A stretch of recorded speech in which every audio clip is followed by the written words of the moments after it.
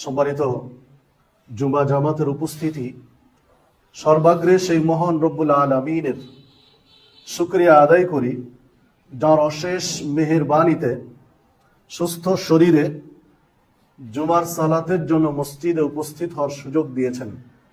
তাই সকলে বলি আলহামদুলিল্লাহ। যিনি অসংখ্য নিয়ামত দিয়ে আপনার আমার জীবনকে ধন্য করেছেন, আবারও তার শুকরিয়া আদায় করি আলহামদুলিল্লাহ। দরুদ এবং সালাম বর্ষিত হোক সৈয়দুল মুরসালিন খাতামুন নবিয়্যিন রাহমাতুল লিল আলামিন নবী মুহাম্মদুর রাসূলুল্লাহ সাল্লাল্লাহু আলাইহি ওয়াসাল্লামের প্রতি। সম্মানিত দিনী ভাতৃমণ্ডলী, আমি আপনাদের সামনে কোরআন মাজিদের কয়েকটি আয়াত তেলাওয়াত করেছি। রাসূলুল্লাহ সাল্লাল্লাহু আলাইহি ওয়াসাল্লামের বাণীর মধ্য হতে কয়েকটি হাদিস পেশ করেছি। এর আলোকে আজকে আমার আলোচনার বিষয় ইসলামী অর্থনীতি। ইসলামী অর্থনীতির উপরে কোরআন মাজিদ, সহিহ হাদিস, প্রাসঙ্গিক কিছু কথা বলে আলোচনার ইতি টানবো ইনশাআল্লাহ। ওয়া মা তাওফীকি ইল্লা বিল্লাহ আলাইহি তাওয়াক্কালতু ওয়া ইলাইহি উনীব। সম্মানিত উপস্থিতি, মুসলিম এমন একটা জাতি, যে জাতির জীবন যাপনের জন্য আল্লাহ রাব্বুল আলামিন পরিপূর্ণ একটা জীবন ব্যবস্থা নাজিল করেছেন। পরিপূর্ণ। ওয়াতাম্মাত কালিমাতু রাব্বিকা সিদকান ওয়া আদলা লা মুবাদদিলা লিকালিমাতি। আল্লাহ বলছেন ওয়াতাম্মাত কালিমাতু রাব্বিক, আপনার প্রভুর এই কালিমা, আপনার প্রভুর এই বিধান, এই শরীয়ত তাম্মাত, পরিপূর্ণ। কি দিয়ে পরিপূর্ণ? সিদকান ওয়া আদলা, সততা দিয়ে, ইনসাফ, ন্যায় বিচার দিয়ে।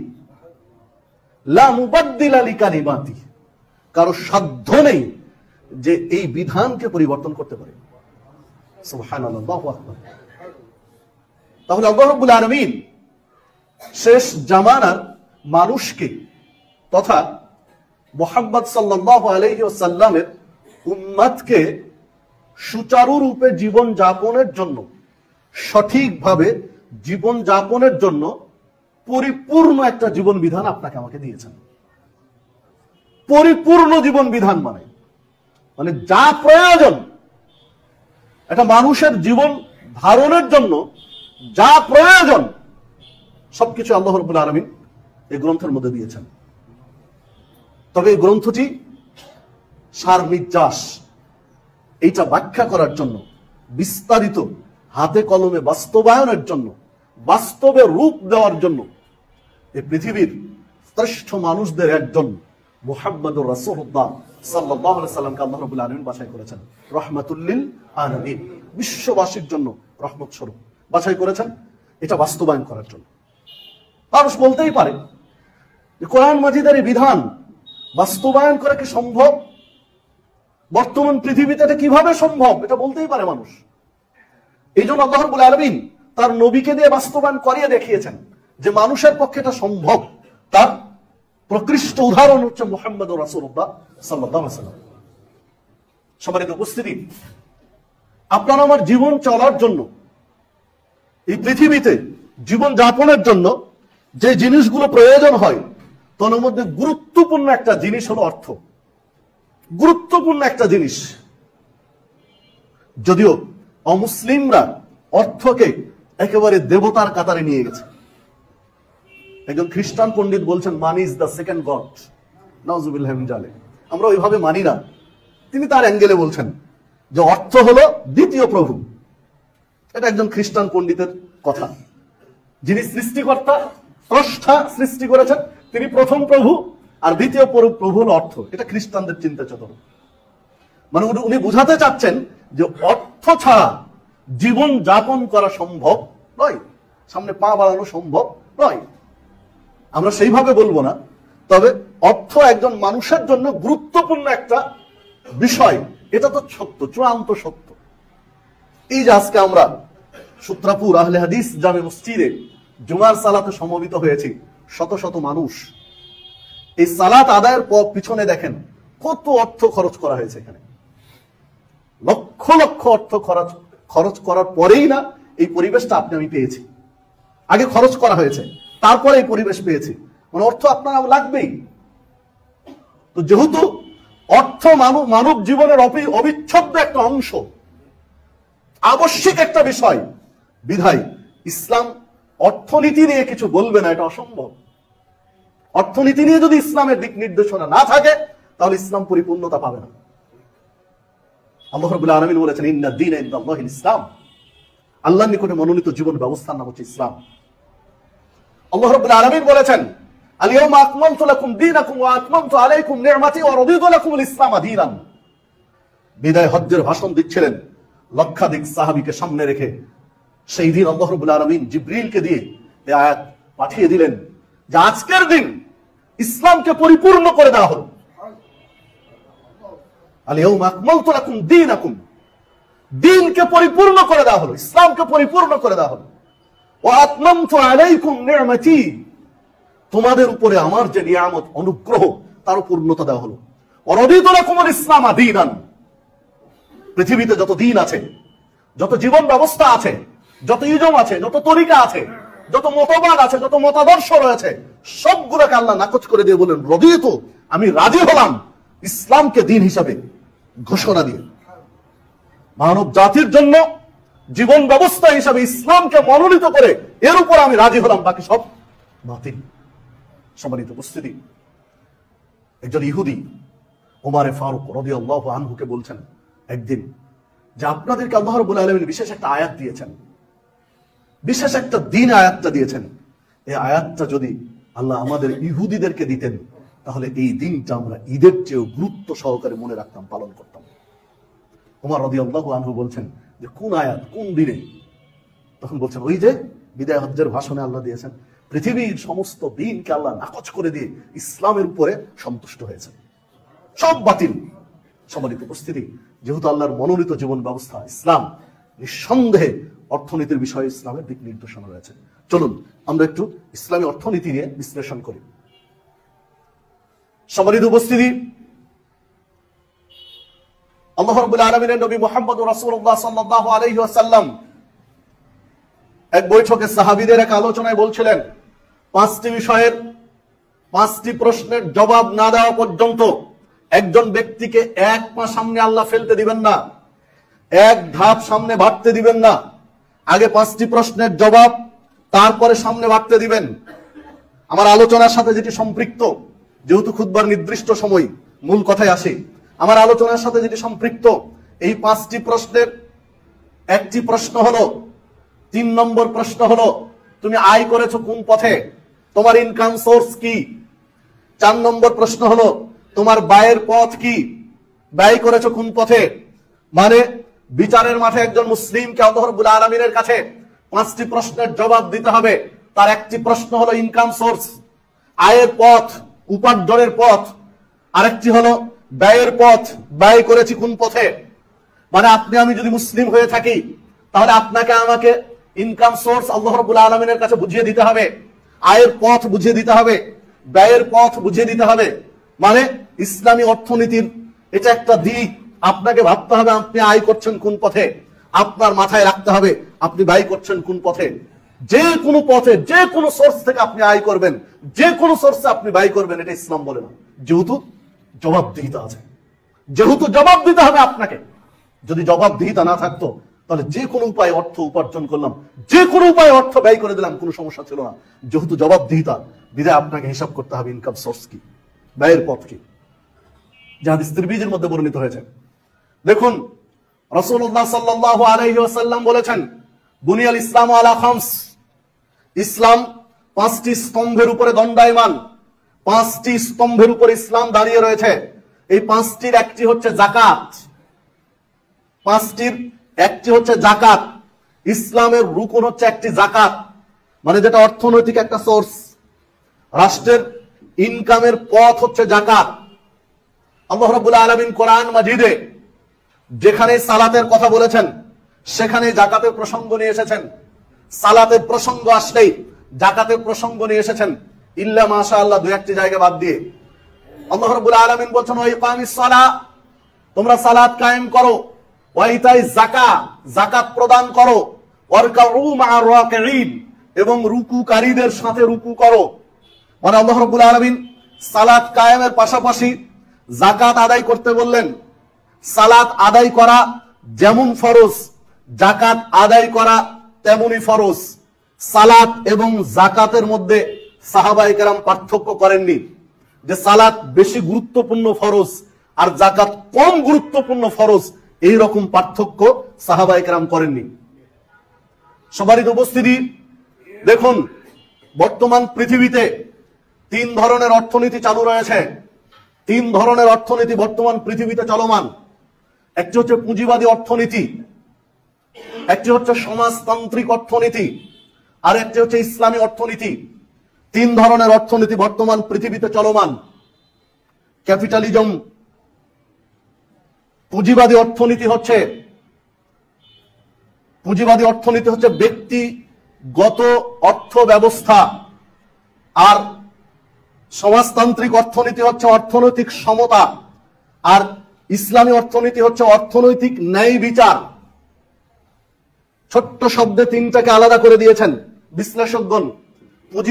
পুঁজিবাদী অর্থনীতি ব্যক্তি কেন্দ্রিক অর্থনীতি। কিছু ব্যক্তি লাভবান হবে, কিছু ব্যক্তির কাছে পুরো সম্পদ কুক্ষিগত হয়ে যাবে। কিছু ব্যক্তির কাছে অর্থনৈতিক পুঞ্জীভূতি, এমন ভাবে অর্থনীতি পুঞ্জীভূত থাকবে যে এইখান থেকে অন্যরা বের হতে পারবে না, যেটাকে আমরা বলছি সিন্ডিকেট। পুঁজিবাদী অর্থনীতির একটা রূপ হচ্ছে সিন্ডিকেট। সিন্ডিকেট বাজার থেকে আমরা বেরিয়ে আসতে পারছি না। আরেকটি হচ্ছে অর্থনৈতিক সমতা, পুরো সম্পদ রাষ্ট্রের কাছে কুক্ষিগত থাকবে। রাষ্ট্রের কাছে পুরো সম্পদ কুক্ষিগত থাকবে। গুটি কয়েক ব্যক্তি যারা রাষ্ট্রযন্ত্র পরিচালনা করবে তারাই হবে সর্বে সর্বা। বাকিগুলো দাসত্বের শৃঙ্খলে বন্দী, কাজের বিনিময়ে, অর্থের বিনিময়ে কাজ করবে। ইসলাম হচ্ছে অর্থনৈতিক ন্যায় বিচার, সুবিচার অর্থনৈতিক। যেমন আল্লাহ রাব্বুল আলামিন সূরা হাসর 7 নম্বর আয়াতে বলেছেন কাইলা ইয়াকুনু দুলাতান বাইনাল আগনিয়াই মিনকুম। আল্লাহ রাব্বুল আলামিন গুটি কয়েক ধনাঢ্য ব্যক্তির কাছে অর্থনীতি কুক্ষিগত থাকুক এটা চান না। তিনি চান বাইনাল আগনিয়াই দুনাকুম, এটা সবার মধ্যে প্রবাহমান থাকুক, চলমান থাকুক। এটা হচ্ছে ইসলামী অর্থনীতি।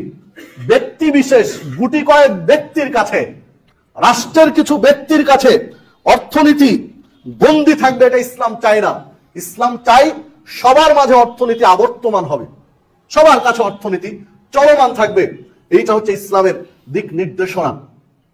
সবারই উপস্থিতি, যদি আপনি আমি একটু ইতিহাসের দিকে ফিরে যাই, তাহলে দেখুন সমাজতন্ত্র অর্থনীতি বেশি স্থায়িত্ব লাভ করেনি। পুঁজিবাদী অর্থনীতি মানুষকে সুখ সমৃদ্ধ দিতে পারেনি। ইসলামী অর্থনীতি মানুষকে সুখ সমৃদ্ধ দিয়েছে, মানুষকে অর্থনৈতিক গেঁড়াকল থেকে মুক্তি দিয়েছে, যা ইতিহাস প্রমাণ করে। রাসূলুল্লাহ সাল্লাল্লাহু আলাইহি ওয়াসাল্লামের কাছে মদিনার জীবনে অভিযোগ আসা শুরু হলো। মক্কা থেকে মদিনায় হিজরত করেছেন, সবেমাত্র হিজরত করেছেন, অল্প হিজরতের সময় হয়েছে অল্প, এমত অবস্থায় অভিযোগ আসা শুরু হলো যে মদিনার শহরের প্রান্তে, মদিনার শহরের কিনারায় মরুভূমিতে লুটপাট চলে, নারীরা হেনস্থার শিকার হয়, এই সমস্যা ওই সমস্যা দেখা দিচ্ছে। আল্লাহ রাসূল সাল্লাল্লাহু আলাইহি ওয়াসাল্লাম আপনি শক্ত অবস্থান নেন। সাহাবীরা পরামর্শ দিলেন, নবী মুহাম্মদ রাসূলুল্লাহ সাল্লাল্লাহু আলাইহি ওয়াসাল্লাম বললেন তোমরা ধৈর্য ধরো, সবুর করো, এমন একটা সময় আসবে, অপেক্ষা করো, এমন একটা সময় আসবে সানা থেকে হাজরা মাউত, কিলোমিটারের পর কিলোমিটার, প্রাপ্তবয়স্ক যৌবন প্রাপ্ত একটা নারী একাকী চলে যাবে কাবায় হজ করতে, উমরা করতে, কাবা তওয়াফ করে আবার ফিরে আসবে বাড়িতে, অথচ বন্য প্রাণী ছাড়া কাউকে ভয় করবে না। কোন বকাঠে যুবক খারাপ দৃষ্টিতে ওই নারীর দিকে তাকিয়ে দেখবে না। এইরকম সময় আসবে, একটু ধৈর্য ধরো। রাসূলুল্লাহ সাল্লাল্লাহু আলাইহি ওয়াসাল্লাম বললেন তোমরা অপেক্ষা করো, ধৈর্য ধরো, এমন একটা সময় আসবে মানুষের কাছে দান সাদাকা নিয়ে যাবে, জাকাতের অর্থ নিয়ে যাবে, অথচ জাকাত নেওয়ার মতো মানুষ থাকবে না।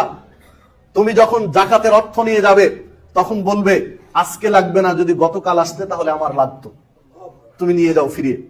রাবি বলছেন আমি আমার জীবদ্দশায় দেখেছি, আল্লাহ রাসূল সাল্লাল্লাহু আলাইহি ওয়াসাল্লামের মৃত্যুর পরে, তিরোধানের পরে আমার জীবদ্দশায় আমি দেখেছি সানা থেকে হাজরা মাউত একজন নারী, প্রাপ্তবয়স্কা নারী একাকী কাবা এসে হজ উমরা করে ফিরে যাচ্ছে, অথচ কেউ তাকে ডিস্টার্ব করে না। আমি আমার জীবদ্দশায় দেখেছি ওমর ফারুক রাদিয়াল্লাহু আনহুর শেষ দিকে, এরপরে আমি দেখেছি তখন যে জাকাতের অর্থ নিয়ে মানুষের কাছে যাওয়া হয়েছে, মানুষ বলছে যে আজকে লাগবে না, আর একদিন আসেন, সেই দিন আমার লাগবে না। বাস্তবতা ঠিক ইসলামের পঞ্চম খলিফা যাকে বলা হয় উমর ইবনে আব্দুল আজিজের সময় এইরকম পরিস্থিতির সৃষ্টি হয়েছিল। জাকাতের সম্পদ নেওয়ার মতো মানুষ ছিল না, জাকাতের সম্পদ নেওয়ার মানুষ ছিল না। এই সম্পদ দিয়ে রাষ্ট্রীয় উন্নয়ন করেছেন তিনি, যা ইতিহাস প্রমাণ করে। সম্মানিত উপস্থিতি, তাহলে দেখুন ইসলামী অর্থনীতি মানুষকে অর্থনৈতিক সুষম বন্টন করে দেখিয়েছে, তার প্রমাণ ইতিহাসে রয়েছে, যেটা পুঁজিবাদী অর্থনীতিতেও নেই, সমাজতান্ত্রিক অর্থনীতিতেও নেই। সম্মানিত উপস্থিতি, দেখুন যেহেতু অর্থ আপনার আমার জীবনের গুরুত্বপূর্ণ একটা অংশ, আল্লাহ রাব্বুল আলামিন যাকাত ভিত্তিক অর্থনীতির কথা বললেন। একটা রাষ্ট্র পরিচালনা করার জন্য পর্যাপ্ত সম্পদ লাগে, অর্থ লাগে। একটা রাষ্ট্র সঠিকভাবে চালানোর জন্য পর্যাপ্ত সম্পদ লাগে। পুঁজিবাদী অর্থনীতিতে রাষ্ট্রের অর্থনৈতিক উৎস কি? অর্থ কোত্থেকে আসে? অর্থ আসে কর থেকে, ট্যাক্স থেকে অর্থ আসে। পুঁজিবাদী অর্থনীতির মূল অর্থ হচ্ছে ইনকাম ট্যাক্স, কর। অর্থ আসে কোথা থেকে? মানুষের জায়গা জমি যে রেজিস্ট্রি হয় সেইখান থেকে একটা পার্সেন্টেজ যাচ্ছে।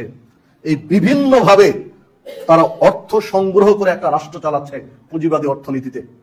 ফল দাঁড়িয়েছে কোথায়? ফল কোথায় দাঁড়িয়েছে? প্রত্যেকটা সেক্টর ফাঁকি দিচ্ছে অর্থনীতির ক্ষেত্রে রাষ্ট্রকে। খোঁজ নিয়ে দেখেন, আপনার বগুড়া শহরের যারা ইনকাম ট্যাক্স দিয়েছেন 100 জন ব্যক্তির তালিকা করেন, 50 জন ব্যক্তির তালিকা করে দেন, ন্যায়সঙ্গত ভাবে কেউ ইনকাম ট্যাক্স দেয়নি, রাষ্ট্রকে ইনকাম ট্যাক্স কর দেয়নি, ন্যায়সঙ্গত ভাবে দেয়নি, সম্ভবপর ফাঁকি দেওয়ার চেষ্টা করেছে। দেখুন জায়গা জমি রেজিস্ট্রি করতে গিয়ে যেটা ভ্যাট দেওয়া লাগে, ট্যাক্স দেওয়া লাগে, এইখানেও মানুষ রাষ্ট্রকে ফাঁকি দেয়, সঠিকভাবে দেয় না। জমির দাম যদি হয় 50 লক্ষ টাকা, তাহলে সেই জমি 30 লক্ষ টাকা দেখে রেজিস্ট্রি করছে, কেননা 20 লক্ষ টাকা কম দেখালে ট্যাক্স ভ্যাট কম লাগবে, তাই মানে রাষ্ট্রকে ফাঁকি দিচ্ছে। কারণ এটা মানব রচিত মগজ প্রসূত অর্থনীতি, এখানে ফাঁকি দিলে কোনো সমস্যা নেই, এই চেতনা আপনার আমার মাঝে ঢুকে আছে। আর জাকাত ভিত্তিক অর্থনীতি, এইখানে ফাঁকি দেওয়ার কোনো সুযোগ নেই। একজন মুসলিম জাকাত দিতে বাধ্য। ইসলামের 5টি রুকুন: 1 কালিমা, 2 সালাত, 3 যাকাত, 4 হজ, 5 সিয়াম। এই 5টির মধ্যে সংক্ষেপে অল্প ইবাদতে জান্নাতের যে হাদিসগুলো এসেছে, অল্প ইবাদত করে জান্নাতে যাওয়া যাবে, এই প্রত্যেকটা হাদিসে 2টা জিনিস রয়েছে, সালাত আর সিয়াম। জাকাতের কথা নেই, হজ্জের কথা নেই, কোনটায় জাকাতের কথা এসেছে তো কোনটায় হজ্জের কথা নেই, কোনটায় হজ্জের কথা আছে তো জাকাতের কথা নেই, কোনটায় হজ জাকাত দুটোর একটিও নেই, শুধু সালাত আর সিয়ামের কথা এসেছে। অন্যান্য কিছু এসেছে, যেমন একজন সাহাবী আল্লাহর রাসূল সাল্লাল্লাহু আলাইহি ওয়াসাল্লামের কাছে এসে বললেন, ইদা সাল্লাইতু সালাওয়াতিল মাকতুবা, যদি আমি ফরজ সালাত আদায় করি, অসুমতু রমাদান, রমাদানের ফরজ সিয়াম পালন করি, ওয়া হালালতুল হালালা ওয়া হারামতুল হারামা, আল্লাহ যা হালাল করেছেন তা মেনে চলি, যা হারাম করেছেন তা বর্জন করি, হালাল গুলো মেনে চলি, হারাম গুলো বর্জন করি, সালাত পড়ি, সিয়াম পালন করি, হালাল মেনে চলি, হারাম বর্জন করি, এর চেয়ে বেশি কিছু না করি, আদখুলুল জান্নাহ, আমি কি জান্নাতে যাব? কয়লা নাম, রাসূল সাল্লাল্লাহু আলাইহি ওয়াসাল্লাম বললেন, হ্যাঁ তুমি জান্নাতে যাবে। সহিহ মুসলিমের 119 নম্বর হাদিস এটি। সম্মানিত উপস্থিতি, তাহলে দেখুন এখানে যাকাতের কথা নেই, এখানে হজ্জের কথা নেই। কেন নেই? কারণ সালাত আর সিয়াম সবার উপরে, কে গরিব কে ধনী, কে আমির কে ফকির, কে নারী কে পুরুষ, সবার উপরে আমভাবে ফরজ হলো সালাত আর সিয়াম। আর হজ এবং যাকাত আমভাবে নয়, এটা ব্যক্তি বিশেষ, ব্যক্তি বিশেষের উপরে ফরজ। এই জন্য এই প্রসঙ্গ এখানে আসেনি। সম্মানিত উপস্থিতি, একটা নির্দিষ্ট পরিমাণ সম্পদ হলে তখন হজ ফরজ হয়, একটা নির্দিষ্ট পরিমাণ সম্পদ হলে তখন যাকাত ফরজ হয়। এই জায়গাতে এই দুটি আসেনি। সম্মানিত উপস্থিতি, যখন যাকাত ফরজ হয়ে গেল আপনার আমার উপরে, তখন আপনি আমি যাকাত দিতে বাধ্য, যেটা একটা মুসলিম রাষ্ট্রের রাষ্ট্র চালানোর অর্থনৈতিক চালিকা শক্তি। রাসূলুল্লাহ সাল্লাল্লাহু আলাইহি ওয়াসাল্লাম সাহাবায়ে কেরামকে কর্মে নিয়োগ দিয়েছেন যাকাত কালেকশনের জন্য, যাকাত আদায়ের জন্য নিয়োগ দিয়েছেন, তারা যাকাত আদায় করেছেন। রাসূলুল্লাহ সাল্লাল্লাহু আলাইহি ওয়াসাল্লাম যখন মারা গেলেন, পৃথিবী থেকে বিদায় নিলেন, আবু বকর সিদ্দিক রাদিয়াল্লাহু আনহু খলিফা হলেন। তিনি খলিফা হওয়ার পরে বেশ কিছু সমস্যার মুখোমুখি হলেন। তার মধ্যে একটা সমস্যার মুখোমুখি হলেন যে কিছু মানুষ মুসলিম যাকাত দিতে অস্বীকার করলো, যে এখন আর যাকাত লাগবে না, যার জন্য যাকাত দিতাম, যাকে যাকাত দিতাম তিনি নেই, এখন যাকাত লাগবে না, অস্বীকার করলেন। খলিফা আবু বকর সিদ্দিক রাদিয়াল্লাহু আনহু ঘোষণা দিলেন, যদি কেউ যাকাত দিতে অস্বীকার করে তাহলে আমি তার জন্য যুদ্ধ ঘোষণা করলাম। সহিহ বুখারীর 1400 নম্বর হাদিস। যখন আবু বকর সিদ্দিক রাদিয়াল্লাহু আনহু যাকাত দিতে অস্বীকারীর বিরুদ্ধে যুদ্ধ ঘোষণা করলেন, কারণ এটা ইসলামী অর্থনীতির মূল চালিকা শক্তি। এটা রাষ্ট্রের অর্থনীতি গড়ে তোলার মূল পয়েন্টই হচ্ছে যাকাত। আর যাকাত দিতে অস্বীকার করেছে, তাহলে একটা রাষ্ট্র চলবে কি করে? আবু বকর সিদ্দিক বলেন, আমি যুদ্ধের ঘোষণা দিলাম। ওমর রাদিয়াল্লাহু আনহু যখন শুনলেন যে আবু বকর সিদ্দিক রাদিয়াল্লাহু আনহু যাকাত অস্বীকারীদের বিরুদ্ধে যুদ্ধ ঘোষণা করেছেন, তখন আসলেন, এসে বলছেন যে আবু বকর সিদ্দিক রাদিয়াল্লাহু আনহু, আপনি যাকাত অস্বীকারীর বিরুদ্ধে যুদ্ধ ঘোষণা করেছেন। আল্লাহ রাসূল সাল্লাল্লাহু আলাইহি ওয়াসাল্লাম বলেছেন, কোন ব্যক্তি যদি কালিমা পড়ে, সাক্ষ্য দেয় আল্লাহ ছাড়া হক কোনো মাবুদ নেই, মুহাম্মদ সাল্লাল্লাহু আলাইহি ওয়াসাল্লাম তার বান্দা এবং রাসূল, এই সাক্ষ্য যদি কেউ দেয় তাহলে আল্লাহ তাকে জান্নাত দিবেন, জাহান্নাম থেকে মুক্ত রাখবেন। আর কালিমা পড়া মুসলিমের উপরে আপনি তরবারি ধরতে চাইলেন? কালিমা পড়েছে এই মুসলিম, যার উপরে আগুন, জাহান্নামের আগুন নেই, যিনি জান্নাতে যাবেন, তার বিরুদ্ধে আপনি যুদ্ধ ঘোষণা করলেন কিভাবে?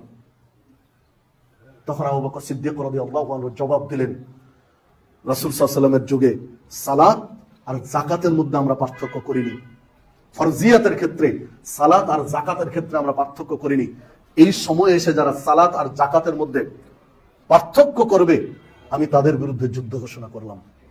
এমনকি রাসূল সাল্লাল্লাহু আলাইহি ওয়াসাল্লামের বেঁচে থাকা অবস্থায় একজন ব্যক্তি যাকাত দিতে গিয়ে একটা উষ্ট্রী শাবক, উটের বাচ্চা যাকাত দিয়ে দিয়েছে মায়ের সাথে। এখন এসে যদি উট দিতে চায় আর বাচ্চাটা দিতে না চাই, তাহলে ওটার জন্য আমি যুদ্ধ ঘোষণা করলাম। এই হাদিস সহিহ বুখারীর। অন্য আরেকটি হাদিস, ওই হাদিসে বলেছেন যে উট বা ঘোড়া যাকাত দিল, কিন্তু বাধার রশিটা যদি যাকাত না দেয়, আমি তার বিরুদ্ধে যুদ্ধ ঘোষণা করলাম। তখন ওমর রাদিয়াল্লাহু আনহু বলছেন, আল্লাহ রাব্বুল আলামিন আবু বকরের সিনাকে, বক্ষকে ইসলামের জন্য প্রসারিত করে দিয়েছেন। কারণ কথা তো তাই যে সালাত আর যাকাতের মধ্যে কোনো পার্থক্য নেই, দুটোই ফরজ। তাহলে সালাত পড়বে, যাকাত কেন দিবেন? এটা আমিও তৎক্ষণাৎ বুঝতে পারিনি। ওনার কথায় আমি যে বললাম যে তার দৃঢ়তা, আল্লাহ তাকে ইলমের জন্য অন্তরটা খুলে দিয়েছেন। সম্মানিত উপস্থিতি, তাহলে দেখুন, এটা ইসলামী রাষ্ট্র, মুসলিম রাষ্ট্র, কেউ যদি যাকাত অস্বীকার করে তাহলে তার বিরুদ্ধে যুদ্ধ ঘোষণা করতে পারবে, তাকে জেলখানায় বন্দিত করবে, তাকে তার বিরুদ্ধে যুদ্ধ করতে পারবে। যদি সংঘবদ্ধ চক্র হয়, একটা গোষ্ঠী হয়, শক্তিশালী সংঘবদ্ধ চক্র হয়, যাকাত অস্বীকার করছে, তখন ইসলামী রাষ্ট্র তার বিরুদ্ধে যুদ্ধ করার ক্ষমতা রাখে। যুদ্ধ করার ইখতিয়ার রাখে, সুযোগ রাখে। মানে ইসলামী অর্থনীতি জাকাত ভিত্তিক পরিচালিত হবে, ইসলামী অর্থনীতি ফিতরা ভিত্তিক পরিচালিত হবে, ইসলামী অর্থনীতি ওসর ভিত্তিক পরিচালিত হবে। ইসলামী অর্থনীতির তিনটা বিষয় সম্পৃক্ত: ওসর, জাকাত, ফিতরা। যদিও ফিতরা একেবারে আমভাবে নয়, ব্যক্তি বিশেষের জন্য। তুমাতান লিল মাসাকিন, আবু দাউদের হাদিসে যেটা রয়েছে যে মিসকিনদের খাদ্যের যোগান হলো ফিতরা। মিসকিনদের খাদ্যের ব্যবস্থা করা হয়েছে ফিতরার মাধ্যমে। মানে এটা হচ্ছে ইসলামী অর্থনীতি। ঈদের আনন্দ, ঈদ পরবর্তী আনন্দ করবে একজন মুসলিম, তার ঘরে খাবার আছে কিনা, একটু আনন্দে কয়েকদিন খেতে পারবে কিনা, এই জন্য ইসলাম ফিতরার ব্যবস্থা করেছে। খাদ্যবস্তু দিয়ে ফিতরার ব্যবস্থা করেছে তার ঘরে পৌঁছে দেওয়ার জন্য। সম্মানিত উপস্থিতি, দেখুন এই মূল চারটি ব্যতীত, তিনটি ব্যতীত, ওসর, জাকাত, ফিতরা ব্যতীত আরো কিছু সুযোগ রেখে দেওয়া হয়েছে। দান সাদাকা, নিজস্ব সম্পদ থেকে দান সাদাকা করতে হবে, যেটা জাকাত নয়, ফিতরা নয়, ওসর নয়, নিজের সম্পদ দান সাদাকা করবে, তার আলাদা ফলাফল বলেছেন। মানে অর্থনৈতিক সমস্যা দূর করার জন্য, দারিদ্র বিমোচনের জন্য ইসলাম এই ব্যবস্থাগুলো নিয়েছে। দারিদ্র বিমোচনের জন্য ইসলাম এই ব্যবস্থাপনা নিয়েছে। সম্মানিত উপস্থিতি, দেখুন রাসূলুল্লাহ সাল্লাল্লাহু আলাইহি ওয়াসাল্লাম নির্ধারণ করেছেন, কোন ব্যক্তির কাছে যদি তার পরিবারের ভরণ পোষণ জোগানোর পরে, পরিবারের খরচ ব্যয় নির্বাহের পরে, বছরান্তে, বছর শেষে এই পরিমাণ অর্থ উদ্বৃত্ত থাকে, যেই অর্থ দিয়ে 7.5 ভরি স্বর্ণ কেনা যাবে কিংবা 52.5 ভরি রূপা কেনা যাবে, তাহলে এই উদ্বৃত্ত অর্থের শতকরা 2.5% জাকাত আদায় করতে হবে। এটা ফরজ। এখন একটা দিক আছে, ওলামায়ে কেরাম বিশ্লেষণ করেছেন যে 7.5 ভরি স্বর্ণ কিংবা 52.5 ভরি রূপা, তো এখন আমরা কোনটা ধরবো? কারণ 7.5 ভরি স্বর্ণের দাম প্রায় 9,10 লাখ টাকা, আর 52.5 ভরি রূপার দাম 70 থেকে 80 হাজার টাকা। 70, 80 হাজার, 90 হাজার টাকা, মানে 1 লাখের নিচে। কোথায় 8-9 লাখ টাকা আর কোথায় 1 লাখ টাকা? তাহলে আমরা নিসাব কোনটা ধরবো? তো সালাফি বিদ্বানগণ বলছেন, ওলামায়ে কেরাম বলেছেন, এই ক্ষেত্রে স্বর্ণেরটা দিয়ে যদি কেউ ধরে তাহলে এটা হারাম নয়, নাজায়েজ নয়, ধরতে পারে। তবে রূপার নিসাব অনুযায়ী যদি কেউ ধরে, এটা হচ্ছে তার তাকওয়া, পরহেজগারিতার প্রমাণ। এটা হচ্ছে তার তাকওয়া, এটা হচ্ছে তার তাকওয়ার স্তর, তাকওয়ার স্তর, এটা তার পরহেজগারিতার প্রমাণ যদি রূপা অনুযায়ী ধরে। যেহেতু জাকাত হচ্ছে দারিদ্র বিমোচন,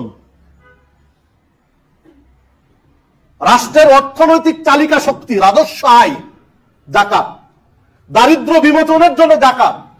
তাহলে যেই সময় রাসূল সাল্লাল্লাহু আলাইহি ওয়াসাল্লাম 7.5 ভরি স্বর্ণ, 52.5 ভরি রূপা এর সমান উদ্বৃত্ত থাকে, তাহলে শতকরা 2.5 টাকা জাকাত, 2.5% জাকাত। ওই সময় 7.5 ভরি স্বর্ণের যা দাম ছিল, 52.5 ভরি রূপার অনুরূপ দাম ছিল, কাছাকাছি সমান ছিল।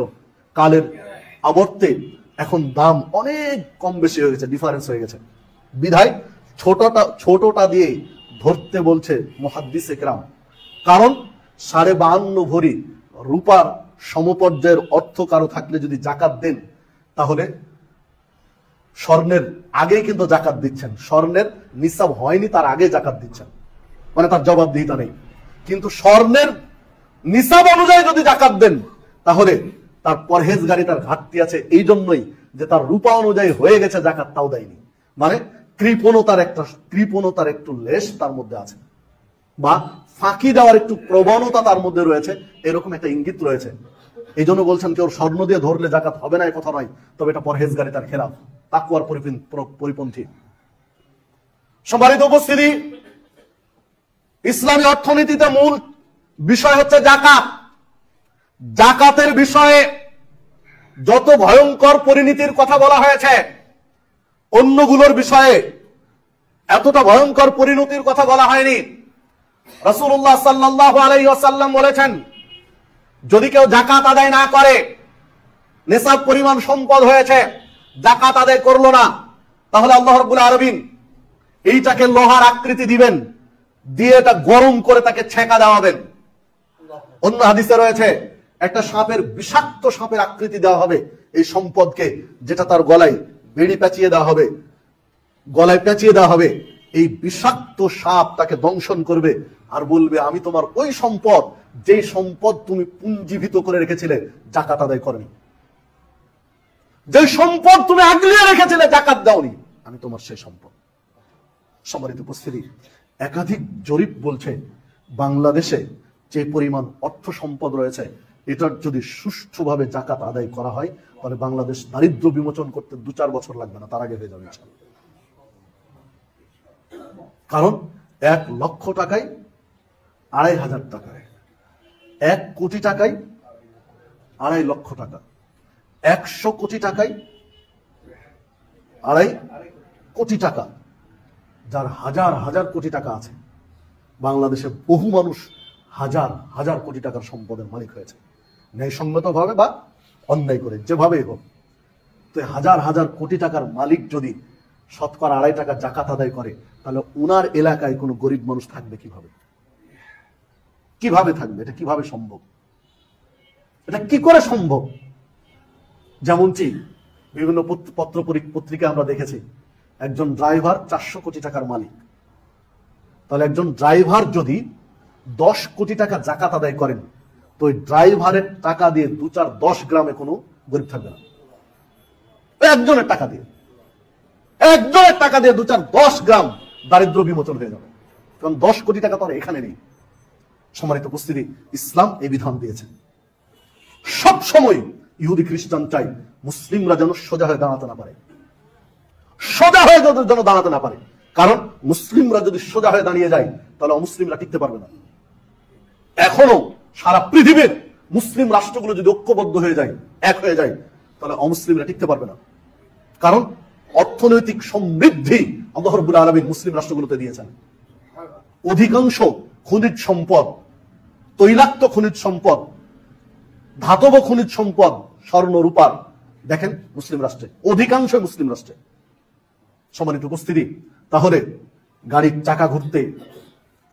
চাকা ঘুরতে তেল প্রয়োজন হয়, একটা বিমান উপরে উঠতে তেল প্রয়োজন হয়, সেই মওজুদটা আল্লাহ রাব্বুল আলামিন দিয়েছেন মুসলিম রাষ্ট্রে,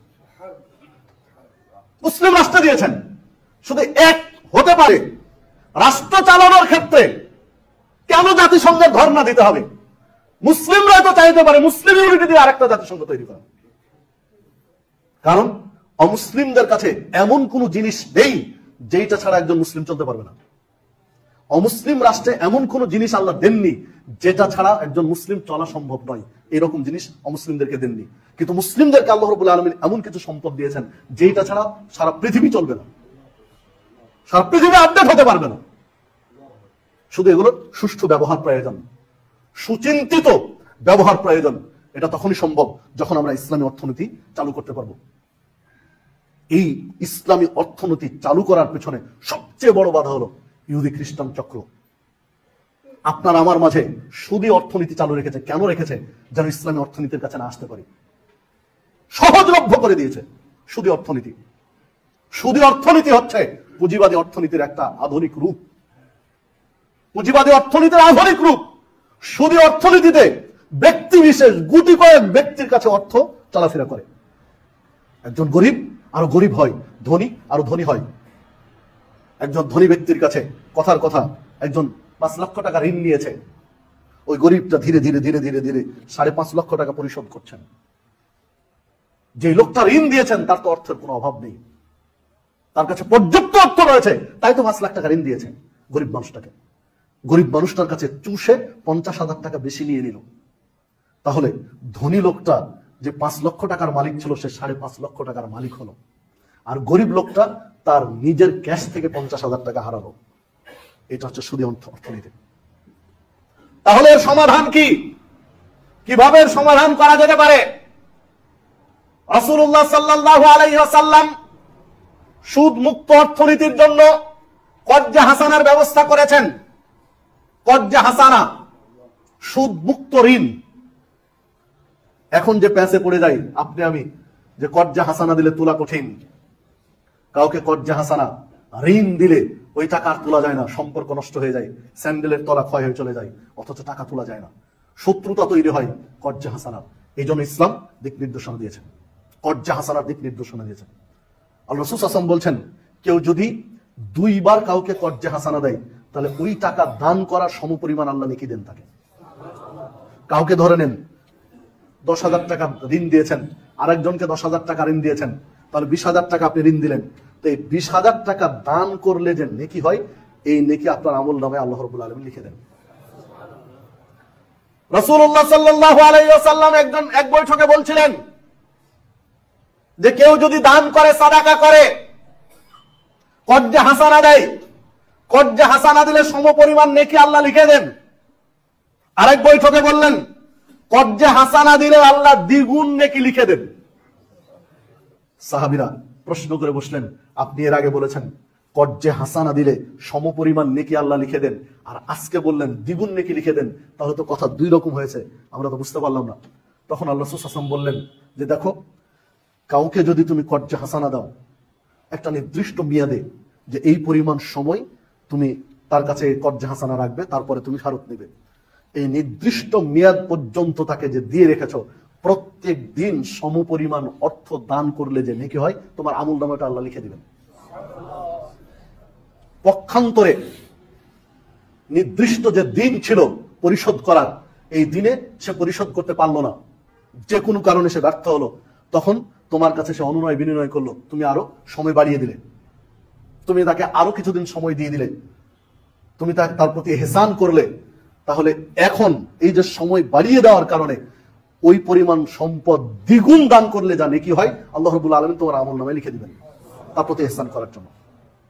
তাহলে আপনি দেখুন যে কর্জে হাসানা কেন এই ফজিলত গুলো বলেছেন, কেন বলেছেন জানো? মানুষ সুদ কেন নেয়? সুদে টাকা ঋণ নেয় কেন? তার প্রয়োজন পূরণের জন্য। সুদে অর্থ নিচ্ছে প্রয়োজন পূরণের জন্য। তো যদি সেটা সে সুদ ছাড়াই পায়, তাহলে তো সুদের কাছে আর যাবে না। সম্মানিত উপস্থিতি, দেখুন তাহলে এখন যেটা প্রসঙ্গ আসবে, তাহলে যদি পরিশোধ না করে তাহলে কি হচ্ছে? পরিশোধ যে করছে না, এই ক্ষেত্রে করণীয় কি? যেমন একদিকে কর্জে হাসানা দেওয়ার ফজিলতের কথা বললেন, আল্লাহ রাসূল সাল্লাল্লাহু আলাইহি ওয়াসাল্লাম আরেকটা হাদিস বলেছেন, পরিপূর্ণ সবগুলো বলার সময় হবে না, যেহেতু সময় ঘড়ির কাঁটা থেমে নেই। আল্লাহ রাসূল সাল্লাল্লাহু আলাইহি ওয়াসাল্লাম বলছেন, আল্লাহ রাব্বুল আলামিন বিচারের মাঠে একজন ব্যক্তিকে ডাকবেন, একজন ব্যক্তিকে ডাক দিয়ে বলবেন যে বান্দা, এটা তোমার নেকি আর এটা তোমার পাপ, এই তোমার নেকি, এই তোমার পাপ। পাপ আর নেকি দুইটা হিসাব নিকাশ করে দেখা যাচ্ছে, পাপ একটু বেশি, নেকি একটু কমে আছে। পাপ একটু বেশি হয়ে গেছে, নেকি একটু কমে গেছে। আল্লাহ রাব্বুল আলামিন বলবেন, বান্দারে তুমি একটু খেয়াল করে দেখো তোমার আর কোনো আমল আছে কিনা, আর কোনো নেকি আছে কিনা, যেটা দিয়ে একটু জোড়া দিলে তোমার এই পাল্লাটা উঠে যাবে, ভারী হয়ে যাবে, পাপের পাল্লাটা হালকা হয়ে যাবে। দেখো তো হিসাব করে। অনেক চিন্তা ভাবনা করে বলছেন, আল্লাহ আমার আর কোনো নেকি নেই, আমার আর কোনো নেকি নেই যা দিয়ে এই পাল্লা আমি দিতে পারবো। আল্লাহ রাব্বুল আলামিন বলছেন, বান্দা তুমি আরেকটু চিন্তা করো, আরেকটু ভাবো, যেমন কোন নেকি আছে কিনা যা আজকে তুমি পার হয়ে যেতে পারো, একটু কমে গেছে। তখন ওই লোকটা বলবে, আল্লাহ আমার মনে পড়েছে আর ছোট্ট একটা আমার একটা আমল আছে, তো বলো এই ছোট্ট আমলটা কি?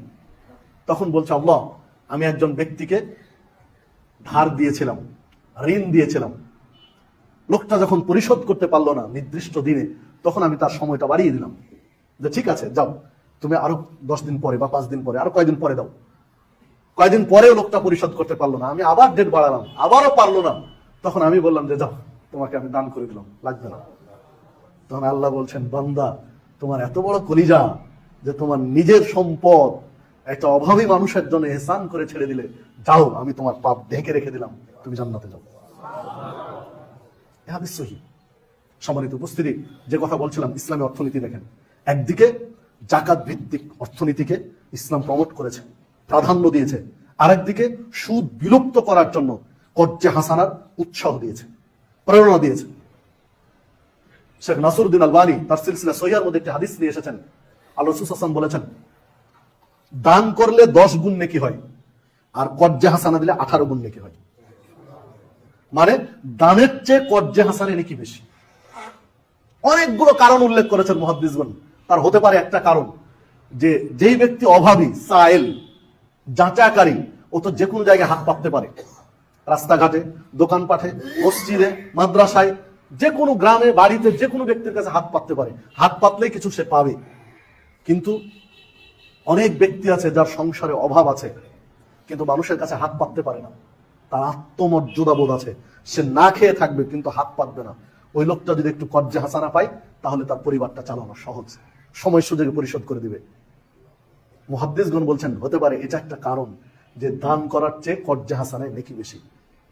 কারণ লোকটাকে হাত পাতা থেকে মানে বাঁচিয়ে রেখেছে কর্জে হাসানা, হাত পাততে হয়নি।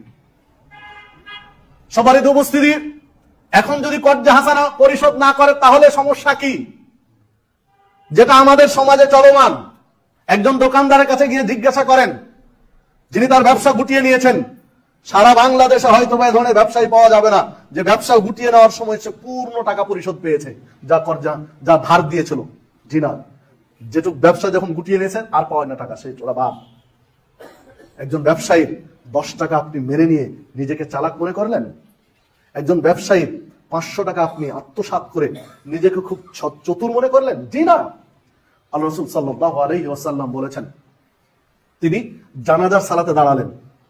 জানাজার সালাতে দাঁড়িয়ে জিজ্ঞাসা করলেন যে তোমাদের এই ভাইয়ের বা এই বোনের, এই মাইয়েতের কোনো ঋণ আছে? তখন সাহাবী বললেন যে হ্যাঁ, তার অল্প একটু ঋণ আছে।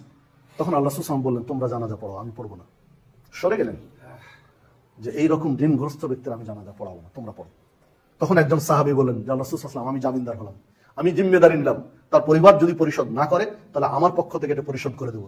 তখন আল্লাহ রাসূল সাল্লাল্লাহু আলাইহি ওয়াসাল্লাম বলছেন ঠিক আছে, তাহলে আমি জানাজা পড়ালাম। মানে ঋণগ্রস্ত ব্যক্তির জানাজা পড়াতে চাননি আল্লাহ রাসূল সাল্লাল্লাহু আলাইহি ওয়াসাল্লাম যতক্ষণ এটা পরিশোধের ব্যবস্থা না হয়েছে। তাহলে ঋণ কি জিনিস? আল্লাহ রাসূল সাল্লাল্লাহু আলাইহি ওয়াসাল্লাম আরেকটি হাদিসের মধ্যে বলেছেন যে একজন শহীদের মর্যাদা এত বেশি। আল্লাহ রাসূল সাল্লাল্লাহু আলাইহি ওয়াসাল্লাম বলছেন একজন ফি সাবিলিল্লাহ, আল্লাহর পথে যুদ্ধ করতে করতে যে ব্যক্তি শহীদ হয়, তার প্রথম ফোঁটা রক্ত শরীর থেকে মাটি স্পর্শ করার আগেই তার সব পাপ আল্লাহ ক্ষমা করে দেন। সে আঘাত প্রাপ্ত হয়েছে, জখম হয়েছে, এক ফোঁটা, প্রথম ফোঁটা যে রক্ত শরীর থেকে ঝরেছে, মাটি ছোঁয়ার আগে আল্লাহ তার সব পাপ ক্ষমা করে দিয়েছেন। ইল্লাদ দাইন, ঋণ ব্যতীত। ঋণের পাপ আল্লাহ ক্ষমা করেন। আল্লাহ রাসূল সাল্লাল্লাহু আলাইহি ওয়াসাল্লাম বলছেন যে তার ফায়সালা ঝুলন্ত থাকবে। এই শহীদকে আল্লাহ জান্নাতেও দিবেন না, জাহান্নামেও দিবেন না, মাঝ পর্যায়ে ঝুলিয়ে রেখে দিবেন। যতদিন পর্যন্ত তার পক্ষ থেকে ঋণ পরিশোধ না হবে ততদিন পর্যন্ত তাকে আল্লাহ জান্নাতে যাওয়ার সুযোগ দিবেন না। ইনি হলেন শহীদ। মানে কর্জে হাসানা দেওয়ার যেমন ফজিলত বর্ণনা করেছেন, কর্জে হাসানা মেরে নেওয়ার ভয়ঙ্কর পরিস্থিতি আল্লাহ রাব্বুল আলামিন নবী মুহাম্মদ সাল্লাল্লাহু আলাইহি ওয়াসাল্লাম বলেছেন। জি না, 1 টাকা কর্জে হাসানা মেরে নেবেন, আপনার জান্নাত থেকে যাবে, অসম্ভব। আল্লাহ রাসূল সাল্লাল্লাহু আলাইহি ওয়াসাল্লাম বলেন, আতাদরুনা মাল মুফলিস, তোমরা জানো সবচেয়ে গরিব কে আমার উম্মতের? সাহাবীরা বলেন সবচেয়ে গরিব তো ওই ব্যক্তি যার কাছে কোনো দিনার নেই, দিরহাম নেই, কোনো মাতা, কোনো কিছুই নেই, টাকা পয়সা, কোনো সম্পদ নেই, তাকে তো আমরা গরিব মনে করি। আর রাসূল বলছেন আরে না না না, টাকা পয়সা নেই তো কি হয়েছে, ও গরিব নয়। মূলত আমার উম্মতের সবচেয়ে গরিব মুফলিস হলো ওই ব্যক্তি যে বিচারের মাঠে উঠেছে সালাতের নেকি নিয়ে, বিচারের মাঠে উঠেছে জাকাতের নেকি নিয়ে, বিচারের মাঠে উঠেছে সিয়ামের নেকি নিয়ে। মানে লোকটা সালাত পড়েছে, সিয়াম পালন করেছে, জাকাত দিয়েছে, অনেক নেকি তার আশ্বস্ত হবে যে আশা করা যায় আমি নাজাত পাবো। এমন তো অবস্থায় একজন এসে বলবে যে আল্লাহ, ও আমার এই টাকাটা মেরে নিয়েছিল। তখন আল্লাহ বলবেন যে ঠিক আছে, যে পরিমাণ তোমার পাওনা আছে ওই পরিমাণ তুমি ওর নেকি থেকে নিয়ে যাও। আরেকজন এসে আরেক সমস্যা বলবে যে আল্লাহ সাতামা আমাকে গালি দিয়েছে, আরেকজন বলবে আমাকে আমার গীবত করেছে, আরেকজন বলবে আমাকে মেরেছে, রক্তপাত করেছে। আল্লাহ বলবেন ওই পরিমাণ তার নেকি নিয়ে যাও, তার নেকি শেষ, পরিশোধ করতে করতে নেকি শেষ। এইবার এসে আরেকজন বলবে আল্লাহ আমার সাথে অপরাধ করেছে। তখন আল্লাহ বলবেন বান্দার ওর তার নেকি নেই, তাহলে তোমার পাপগুলো ওই পরিমাণ পাপ তার কাঁধে চাপিয়ে দাও। যে লোকটা অনেক নেকি দেখছিল বিচারের মাঠে, এখন তার কোনো নেকি নেই, শুধু পাপ আর পাপ। আল্লাহ রাসূল সাল্লাল্লাহু আলাইহি ওয়াসাল্লাম বলছেন আমার উম্মতের সবচেয়ে গরিব হচ্ছে এই লোকটি। জি, এটা হচ্ছে ইসলামের অর্থনীতি। আপনি অর্থ আত্মসাৎ করেছেন, মসজিদের, মাদ্রাসার, রাষ্ট্রের, বোনের, ভাইয়ের পৈতৃক সম্পত্তি বন্টন করতে গিয়ে আপনি একেবারে সাত মাথায় রাস্তার সাথে এই জায়গাটা নিয়েছেন, আর ওই বিলের তলায় 6 মাস ডুবে থাকবে, 6 মাস শুকনো, ওইটা দিয়েছেন বোনকে, জি বিচারের মাঠে ঠিক যাবেন, কারণ এটা হচ্ছে হক্কুল ইবাদ, বান্দার হক আল্লাহ ক্ষমা করেন না। সালাত পড়েননি, কথার কথা 5 বছর আপনি এক ওয়াক্ত সালাত পড়েননি, আজকে ভুল বুঝতে পেরেছেন, আজকে ক্ষমা চান, 5 বছর সালাত না পড়ার নেকি পাপ আল্লাহ ক্ষমা করে দিবেন। কিন্তু আপনি অর্থ আত্মসাৎ করেছেন, আপনি আল্লাহর কাছে 1000 বার ক্ষমা চান, এটা পাপ ক্ষমা হবে না, আগে ওটা ফিরিয়ে দিতে হবে। যাদের অর্থ তাদের কাছে দিতে হবে, বোনের অর্থ বোনকে দিতে হবে, ভাইয়ের অর্থ ভাইকে দিতে হবে, এটা হচ্ছে ইসলামী অর্থনীতি, তারপরে আপনার ক্ষমা হবে। সম্মানিত উপস্থিতি, সুদী অর্থনীতিতে আপনি আমি ডুবে রয়েছি, অথচ আল্লাহ সুবহানাহু ওয়া তাআলা বলছেন দিরহাম রিবা ইয়াকুলু রাজুলু ওয়া হুয়া ইয়ালাম আশাদ্দু মিন সিত্তাতি ওয়া সালাসিনা জিলিয়া। কেউ যদি 1 দিরহাম সুদ খায় জেনে শুনে, তো 36 বার ব্যভিচার করলে যে পাপ হয় তার চেয়ে বেশি পাপ হবে 1 দিরহাম সুদ খেলে। মুসনাদ আহমদের 22,007 নম্বর হাদিস এটি। সম্মানিত উপস্থিতি, রাসূলুল্লাহ সাল্লাল্লাহু আলাইহি ওয়াসাল্লাম বলেছেন আলা কুল্লি শাইইন মিন আমরিল জাহিলিয়াতি তাহতা কদামাইয়া। জাহিল যুগের রীতিনীতি, কৃষ্টি কালচার, সভ্যতা, সংস্কৃতি আমার পায়ের নিচে পুঁতে দিলাম। অরিবাল জাহিলিয়াতে মাউদুন, আজকে আমি পুঁতে দিলাম বিদায় হজ্জের মাটিতে আমার পায়ের নিচে জাহিলি যুগের সুদ প্রথা। মানে সুদ প্রথা হলো জাহিলি অর্থ ব্যবস্থাটা, মুসলিমদের নয়। সহিহ মুসলিমের 3009 নম্বর হাদিস, সহিহ বুখারীর 5886 নম্বর হাদিস, আল্লাহ রাসূল সাল্লাল্লাহু আলাইহি ওয়াসাল্লাম বলেছেন আবগাদুন নাস ইলাল্লাহি সালাসা, 3 শ্রেণীর ব্যক্তির উপরে আল্লাহ রাগান্বিত, আল্লাহর কাছে সবচেয়ে ঘৃণিত 3 শ্রেণীর। এক শ্রেণী হচ্ছে আবগাদুন নাস ইলাল্লাহি সালাসা মুলহিদুন ফিল হারাম ওয়া মুবতাগিন ফিল ইসলামি সুন্নাতাল জাহিলিয়্যাহ, যারা মুসলিম সমাজে জাহিলি সুন্নাত চালু রাখে। মানে সুদ প্রথা জাহিলি সুন্নাত, সহিহ মুসলিমের হাদিস। সহিহ বুখারী হাদিসে বললেন যারা সুদ প্রথা চলমান রাখে, প্রমোট করে, জিইয়ে রাখে, টিকিয়ে রাখে, এই লোকগুলো আমার উম্মতের সবচেয়ে খারাপ লোক। আপনি সুদী প্রতিষ্ঠানে চাকরি করছেন, আপনি সুদী কারবারে সময় দিচ্ছেন, জি না, এটা মুসলিমদের নয়। আপনি ব্যাংকে টাকা রাখতে পারবেন না আমি কথা বলিনি, আপনার সেফটির জন্য ব্যাংকে টাকা রাখেন, সমস্যা নেই, যেটা রেখেছেন সেটাই উত্তোলন করেন। তাহলে ব্যাংক চালাবে কে? বাংলাদেশে বহু হিন্দু আছে, তারা ব্যাংক চালাবে। বাংলাদেশে বহু খ্রিস্টান আছে, তারা চালাবে। বহু বেনামাজি আছে, সালাত পড়ে না, সিয়াম পালন করে, ধর্মকর্ম মানে না, তারা এটা চালাবে। বিড়ি খায়, গাঁজা খায়, হিরোইন, ফেন্সিডিল খায়, এটা যেমন হারাম খায়, তার কাছে বাদ বিবেচনা নেই, তারা এগুলো চাকরি করবে। আপনি কেন? আপনি তো জান্নাতের পথের পথিক, সিরাতুল মুস্তাকিমের পথে চলতে চান, ইহদিনাস সিরাতুল মুস্তাকিম আল্লাহর কাছে চান, তাহলে আপনি কেন এখানে? শুধু এনজিওতে আপনি কেন? সম্মানিত উপস্থিতি, আসুন ইসলামী অর্থনীতির আলোকে আপনি আমি সমাজ ঢেলে সাজাই। বাংলাদেশে যদি কেউ না চালাই, আপনি আপনার পরিবার চালান। কু আনফুসাকুম ওয়া আহলিকুম নারা। আল্লাহ বলছেন নিজে জাহান্নামের আগুন থেকে বাঁচাও, পরিবারকে বাঁচাও। সমাজ কোন দিকে চলছে, সূত্রাপুরের মানুষ কোন দিকে চলছে, বগুড়ার মানুষ কোন দিকে চলছে, এটা আল্লাহ দেখবেন না। আল্লাহ বলছেন আগে নিজে বাঁচো, তারপর পরিবারকে বাঁচাও। পরিবর্তনটা শুরু করেন নিজের থেকে। ইন্নাল্লাহা লা ইউগাইরু মা বিকওমিন হাত্তা ইউগাইরু মা বিআনফুসিহিম। আল্লাহ কোন জাতিকে ততদিন পর্যন্ত পরিবর্তন করে দেন না যতদিন পর্যন্ত নিজে পরিবর্তন না হয়। নিজেরা যদি পরিবর্তন না হয়, আল্লাহ আমাদেরকে পরিবর্তন করে দিবেন না। আসুন আমরা নিজেরা পরিবর্তন হই। ইসলামী অর্থনীতি যে যার জায়গা থেকে আমরা মেনে চলার চেষ্টা করি। হ্যাঁ বলবেন সুদী অর্থনীতি, ব্যাংকের সাথে লেনদেন না করলে বড় ব্যবসা করা যাবে না। বড় ব্যবসা বাদ দেন, নিজের পৈতৃক সম্পদ দিয়ে, নিজের উপার্জন দিয়ে যতটুকু করা যায় ততটুকু করেন। আল্লাহ তো আপনাকে জিজ্ঞাসা করবেন না যে তোমার ব্যবসা প্রতিষ্ঠান কত বড় ছিল, এইটা জিজ্ঞাসা করবেন না। আল্লাহ জিজ্ঞাসা করবেন তোমার ইনকাম সোর্স কি, তোমার আয়ের পথ কি, ব্যয়ের পথ কি। আপনার ব্যবসা কত বড় এটা তো আল্লাহ দেখবেন না। তো আপনি সুদ দিয়ে ব্যবসা বাড়াতে হবে, আপনাকে কে বলেছেন? আসুন আমরা কোরআন এবং সুন্নাহর আলোকে ইসলামী অর্থনীতি বাস্তবায়ন করার চেষ্টা করি। আল্লাহ রাব্বুল আলামিন আমাদের সকলকে সেই তৌফিক দান করুন। ইয়াতি আলান নাসে জামানুন লা ইউবালিল মারউ আখাযা মিনহু আমিনাল হালাল আম মিনাল হারাম। আল্লাহ রাসূল সাল্লাল্লাহু আলাইহি ওয়াসাল্লাম বলেছেন এমন একটা যুগ মানুষের মধ্যে চলে আসবে, মানুষ পরোয়া করবে না, তোয়াক্কা করবে না, হালাল পথে উপার্জন করলাম না হারাম পথে উপার্জন করলাম, শুধু চাই টাকা আর টাকা, ভাববে না। দেখেন সে সময়টা মনে হচ্ছে এখন। সহিহ বুখারীর 2059 নম্বর হাদিস। আসুন আমরা সুদী অর্থনীতি থেকে বেঁচে থেকে যাকাত ভিত্তিক ইসলামী অর্থনীতি সমাজে চালু করার চেষ্টা করি। আল্লাহ রাব্বুল আলামিন আমাদের সকলকে সেই তৌফিক দান করুন। দান সাদাকা করি। ব্যবসায়ীদেরকে আল্লাহ রাসূল সাল্লাল্লাহু আলাইহি ওয়াসাল্লাম বলেছিলেন যে তোমরা বেশি বেশি দান সাদাকা করো, কেননা ইচ্ছায় অনিচ্ছায় তোমাদের অপরাধ হয়ে যায়। দান সাদাকা করলে অপরাধগুলো আল্লাহ ক্ষমা করে দেন। অত্তাবি সাইয়্যাতুল হাসানাতা তামহুহা, কেননা নেকির কাজ পাপ মুছে দেয়। বিধায় অনেক সময় অনাকাঙ্ক্ষিত মিথ্যা প্রতিশ্রুতি এগুলো চলে আসে। বিধায় ব্যবসায়ী মানুষ তোমরা বেশি বেশি দান করো। এটা ব্যবসায়ীদের বৈঠকে আল্লাহ সাল্লাল্লাহু আলাইহি ওয়াসাল্লাম বলছিলেন এই কথা। তো আসুন এই যে মসজিদ, আপনাদের এই মসজিদ বর্তমানে প্রায় 20 লক্ষ টাকা দেনা ঋণের উপরে আছে, যতটুকু জানতে পারলাম। পৃথিবীতে দানের যতগুলো ক্ষেত্র আছে তার মধ্যে সবচেয়ে গুরুত্বপূর্ণ ক্ষেত্র হচ্ছে মসজিদ। রমাজান মাস আসছে, রমাজান মাসে একটা পরিকল্পনা রাখেন যে মসজিদকে ঋণ মুক্ত করে দেবো ইনশাআল্লাহ। যে যার জায়গা থেকে যতটুকু পারবেন পরকালে নাজাতের ওসিলার জন্য দান সাদাকা করবেন, যেন এই ঋণ থেকে মুক্ত হওয়া যায়। আল্লাহ রাব্বুল আলামিন সেই তৌফিক দান করুন।